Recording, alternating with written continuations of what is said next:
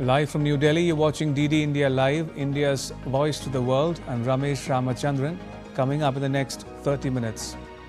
Finland's President Alexander Stubb arrives in New Delhi on a 4-day visit to India to be the chief guest at Raisina Dialogue. In South Africa and New Zealand lock horns in the first semi-final of the ICC T20 World Cup at Eden Gardens. Proteas aim to extend their perfect run as Kiwis seek redemption.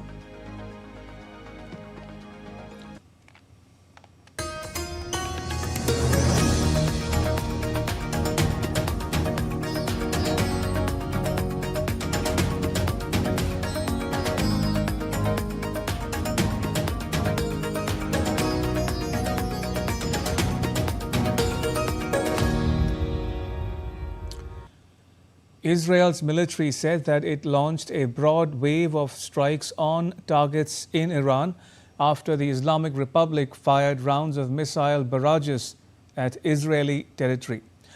In the past 24 hours, hundreds of fighter jets and aircraft have been striking hundreds of targets simultaneously in Iran and Lebanon. Israel also hit the covert Minzadale compound that was used by a group of nuclear scientists who operated to develop a key component for nuclear weapons. The Israeli military said it had deployed troops to many locations in southern Lebanon in what it described as a forward defense measure along the border.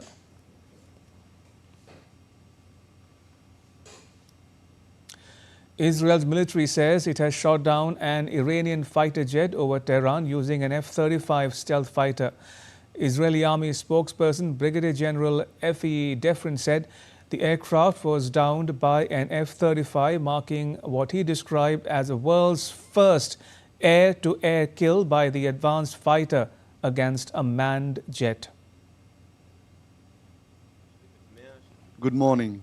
Today we will complete the first 100 hours of Operation Roaring Lion. With that, the opening stage of the operation will be complete, a stage that included the elimination of most of the regime's leadership, achieving aerial superiority over Iran's sky, and the destabilization and hits to most of the regime's core areas. A short while ago, Adir fighter jet shot down an Iranian fighter jet over Iran's sky, over Tehran's sky. This is the world's first shoot-down of a manned fighter jet by F-35 fighter jet. Meanwhile, Iran has launched more than 500 ballistic missiles and more than 2,000 drones in retaliatory attacks so far, as per reports. Israel intercepted missiles over Jerusalem, West Bank and Tel Aviv. The Central Intelligence Agency's station at the U.S. Embassy in Saudi Arabia was also hit.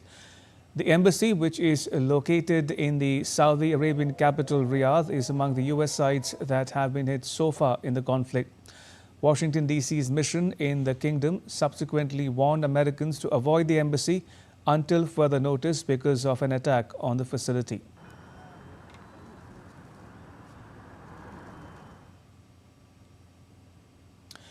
A ballistic missile fired from Iran and heading into Turkish airspace after passing Syria and Iraq was destroyed by NATO air and missile defense systems in the eastern Mediterranean Sea.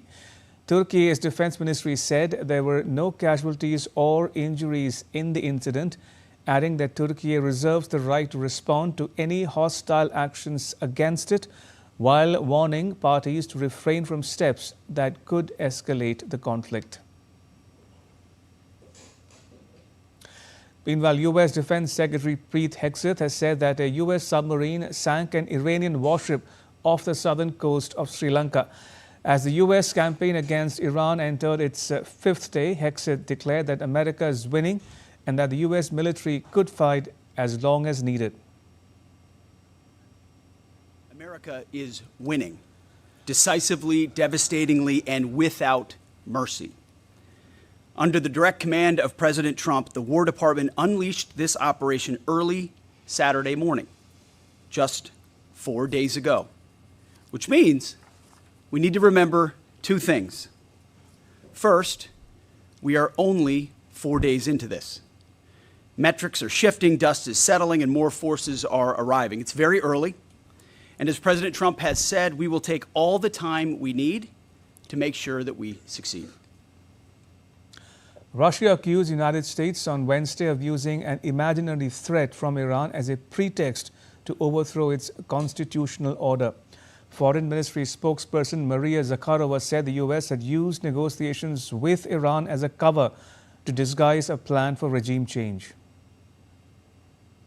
Нет никаких сомнений, что мнимая. There is no doubt that the so-called Iranian threat, which has been repeatedly described for many years, was merely a pretext for carrying out a long-planned scheme to forcibly overthrow the constitutional, I stress, government of a sovereign state deemed undesirable by Washington and Tel Aviv, a state that is, I repeat, a member of the United Nations.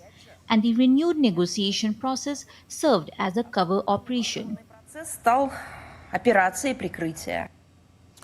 U.S. President Trump threatened to impose a full U.S. trade embargo on Spain after the European and NATO ally refused to let the U.S. military use its bases for missions linked to strikes on Iran.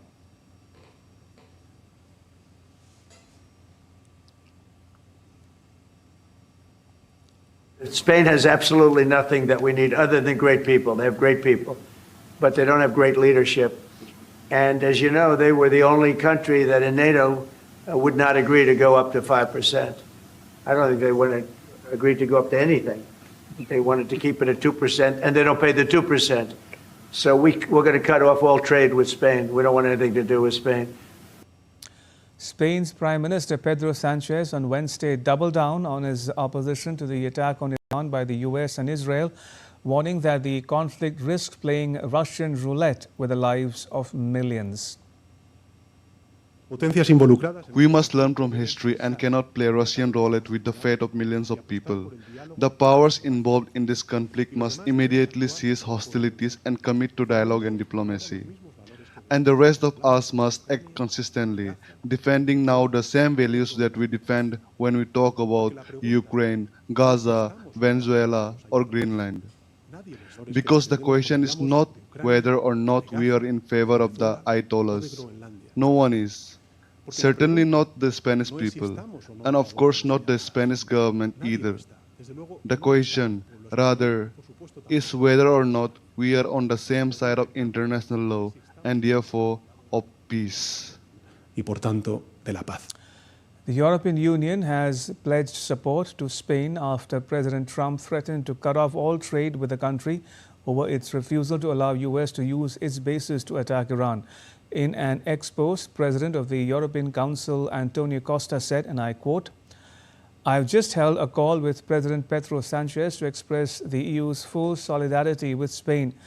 The EU will always ensure that the interests of the member states are fully protected. We reaffirm our firm commitment to the principles of international law and the rules-based order everywhere in the world," unquote. The International Atomic Energy Agency says damage has been detected at 2 buildings near Iran's Isfahan nuclear site, but there is no threat of a nuclear or radiological incident. Taking to social media platform X, the IAEA said, based on analysis of latest available satellite imagery, IAEA sees no damage to facilities containing nuclear material in Iran and therefore no radiological release risk at this time. Near Isfahan nuclear site, damage is visible at 2 buildings. No additional impact detected at Natanz after previously reported damage at entrances, and no impact at other nuclear sites, including Bushehr NPP. DG Rafael Mariano Grossi reiterates call for maximum restraint to help avoid any danger of radiological incident. 2 Greek frigates, the Kimon and Sara, arrived in Cyprus on Wednesday. The deployment comes after drones struck the British Royal Air Force base in Akrotiri on the island days earlier, prompting a regional defense military response from European allies. Both frigates were seen off the port of the southern city of Limassol near the British airbase. The Sara is equipped with a Centaurus anti-drone jamming system used previously against Houthi attacks off Yemen. Greece has also sent 4 F-16 fighter jets to the island. Cypriot officials said France is also sending anti-missile and anti-drone systems as well as a frigate. And still to come on DD India Live. Nepal heads to the polls in a crucial Thursday election.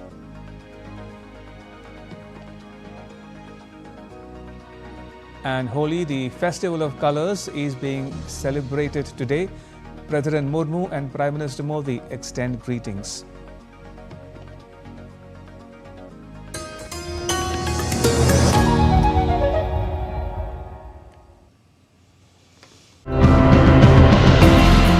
Nature is sounding the alarm, and when our ecosystems are under pressure, our lives are impacted too. In today's episode, we take a look at how these two are coming.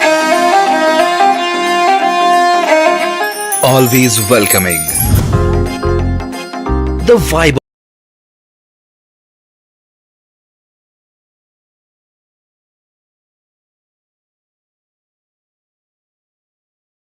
of Punjab is larger than life.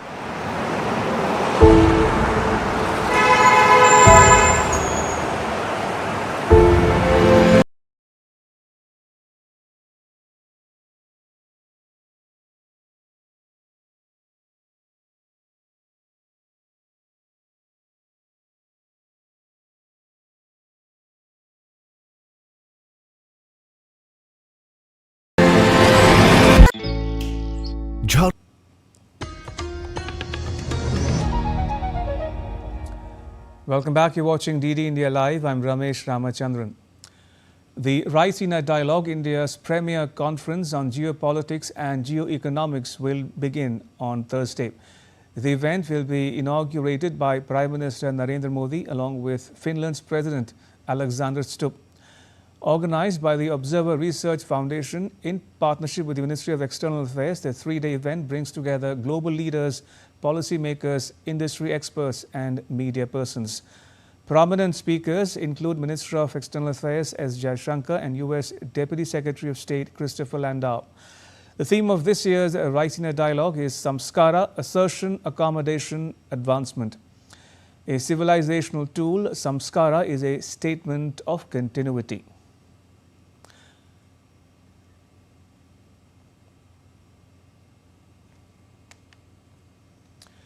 Finland's President Alexander Stubb arrived in India on a 4-day visit. Upon his arrival, he was welcomed with a guard of honor.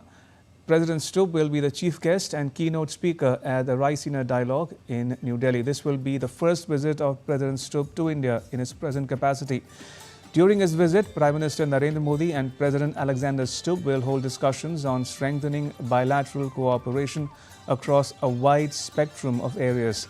They will also exchange perspectives on regional and global issues of mutual interest, including cooperation in multilateral fora. President Stubb will meet President Draupadi Murmu and Vice President C.P. Radhakrishnan, and External Affairs Minister S. Jaishankar will call on him. India and Finland share warm, friendly and multifaceted relations rooted in shared democratic values. Finland is a valued partner for India in the European Union and the Nordic region.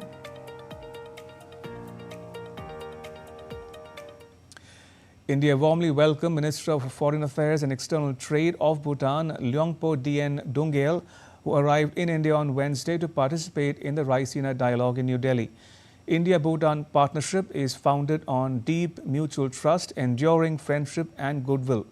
His visit is expected to further strengthen bilateral cooperation and impart renewed momentum to the close and long-standing ties between the two countries. Nepal heads to the polls in a crucial Thursday election. Voters across the country are preparing to decide their political future. Many are hoping for stronger and steadier leadership. DD India's Siddharth Bharadwaj is on the ground speaking to people about their expectations. Take a look. Nepal is all set for the crucial elections on March 5th. Well, some people are saying that these elections will be dominated by youth. and they will play a crucial role in these elections. Some people say that the old parties still have a dominance in these elections. Let's hear it, what people of Nepal are saying. अभी ये पुराना दल नया दल अभी चुनाव में आगे बढ़ गया है, कल चुनाव होने वाला है, लेकिन अब कौन बाजी मारता है ये तो अब चुनाव के बाद ही पता चलेगा। हम लोग तो अनुमान करते हैं जो भी आए लेकिन अच्छा सरकार बने, देश और राष्ट्रीय नागरिक के लिए हित के लिए काम करें, वो सरकार बने, हम आम नागरिक का यही इच्छा आकांक्षा है। अब हमारा जो नया सरकार होगा इससे अब पहले कुछ परिवर्तन नहीं हुआ था, तो अब मैं चाहती हूँ कि अब ये जो लोग है ना रोजगार करने के लिए अब देश विदेश जाते हैं, अब बहुत उधर बहुत दुख होता है। सो जो अब नए सरकार होंगे उन्हें ये कहना चाहती हूँ कि अब सबको रोजगार मिलना चाहिए, इसलिए कोई बाहर जाना नहीं चाहिए। जो करना चाहते हैं उसे नेपाल में अच्छी तरीके से अब रोजगार मिल जाए, वही कहना चाहती हूँ मैं।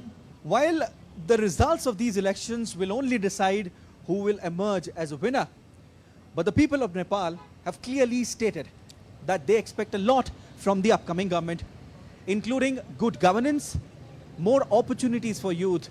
With camera person Vishnu Bandhu, this is Siddharth Bhardwaj reporting for DD India in Kathmandu, Nepal. Millions are celebrating Holi, the festival of colors in India and around the world on Wednesday.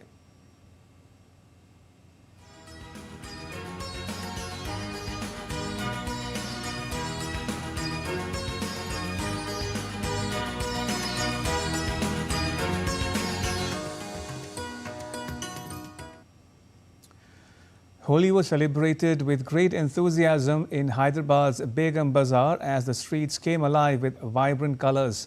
Crowds joined in the festivities, throwing colors and enjoying the lively atmosphere. Adding extra energy to the celebrations, traditional Teen Mar dance performances thrilled spectators, highlighting the city's rich culture and community spirit.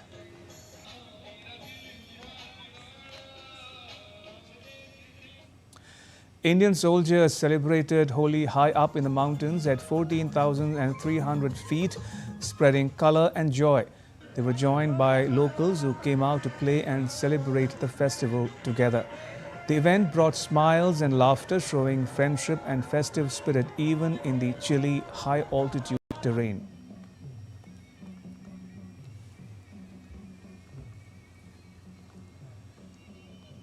In South Africa, members of the diaspora and locals gathered to celebrate the vibrant festival of Holi, a tradition symbolizing renewal, unity and the triumph of good over evil.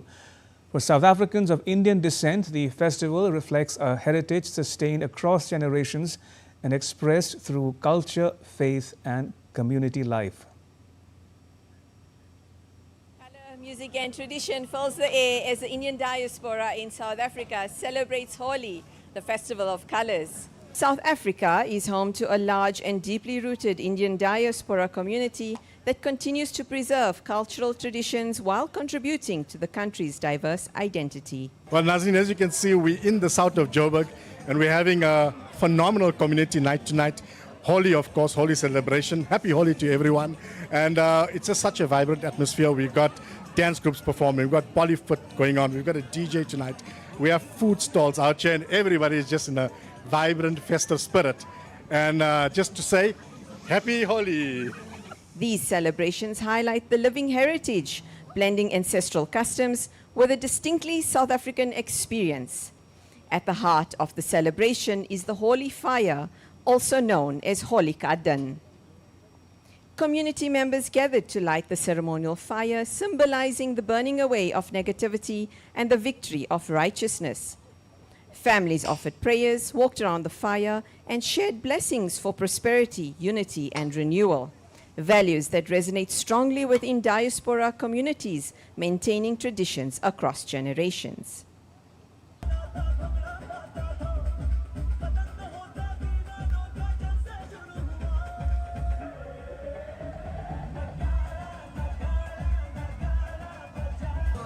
South Africa celebrating same like India, like our home country, India. Indian people celebrate like what, faith, emotion.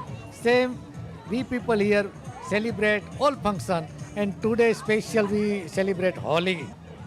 Happy Holi, happy Holi, happy Holi, happy Holi, everybody happy Holi.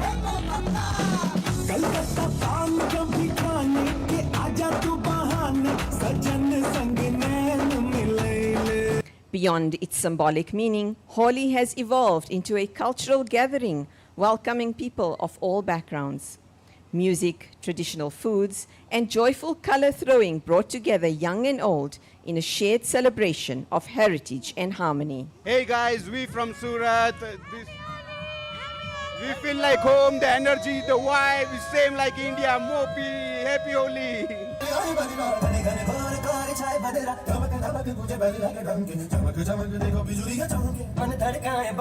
We here celebrating Holi in South Africa and in Johannesburg South. We try our best to keep our Indian culture and heritage alive. Happy Holi! What's up everybody, we having a party. What's up everybody, we having a party. For DD India South Africa, I'm Nazneen, celebrating culture, color and community. Happy Holi! And thousands of kilometers away from home, the colours of India come alive in Wellington, New Zealand, as the Indian diaspora gathers for a traditional Holika Dahan and colourful Holi celebration. Take a look. Happy Holi! Amid sacred flames and vibrant colours, the spirit of India travels across oceans to light up Wellington. Let's take a look at the Holi celebrations right in the heart of New Zealand.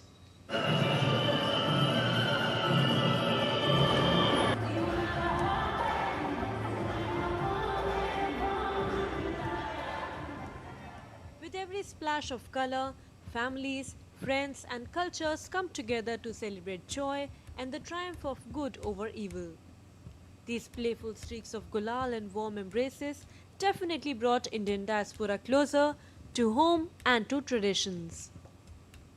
Let's hear what this festival means to them. It is an absolutely miserable day today, but regardless, we are having so much fun here in the wind, and all the colors are all blowing everywhere, which means that all of our past sins are being blown away. So we're very pleased about the day, the colors, the people have come out to enjoy.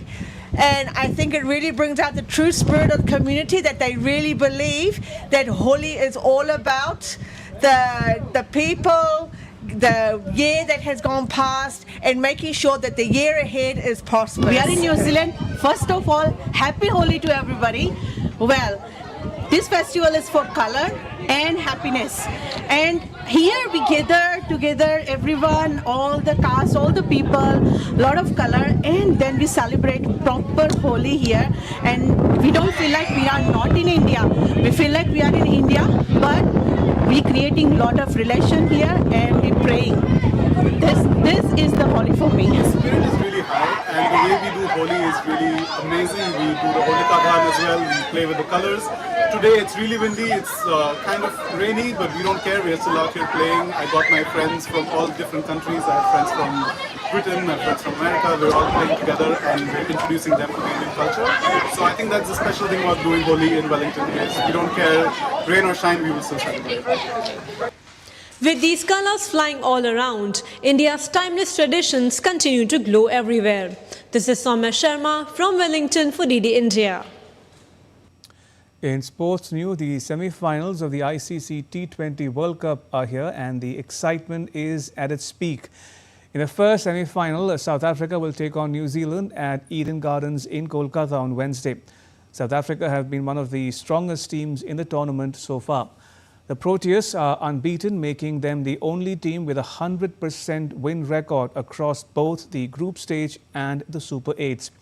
The team will now be aiming to continue their winning streak and book a place in the final. New Zealand, on the other hand, have had a mixed campaign. Despite some ups and downs, they managed to secure a spot in the last four. The Kiwis will be eager to take revenge for their earlier loss to South Africa and reach the final once again after finishing as runners-up in 2021. Looking at the head-to-head record, South Africa have the upper hand. Out of 19 T20 matches between the two teams, South Africa have won 12, while New Zealand have won 7. And that's all for this edition of DD India Live. You can get the latest news on the DD India mobile app on both Android and iOS platforms. Scan the QR code to download it when you can. We'll be back with more news as it breaks. I'm Ramesh Ramachandran. Wish you all a very happy Holi. From all of us here in New Delhi, thanks for watching DD India Live.